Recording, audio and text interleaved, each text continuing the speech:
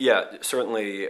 I talk about home recording having its own major drawback of the time that you end up spending because you don't have the pressure of being in the studio. Absolutely, and this is something that I've had an issue.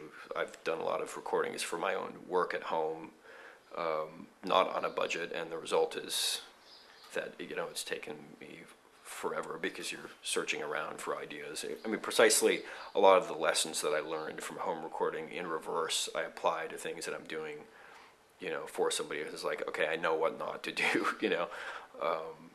and some of it is positive, of course, like ideas that, I certainly have explored many different ideas in terms of techniques for recording, from in the freedom of doing it at home, but it's good to also know. Yeah, I mean, there are two different things. I really see home recording as, in a way, a different art form from working in the studio with all the tools. It's a different psychology. You can try, and the sound is going to be different. You're generally not going to get, go to the studio, a big studio, if you want to get a certain kind of sound, and not just necessarily a big rock sound or an orchestral sound, but there's a certain clarity to great gear that that you can get from great gear. Just there is a difference, but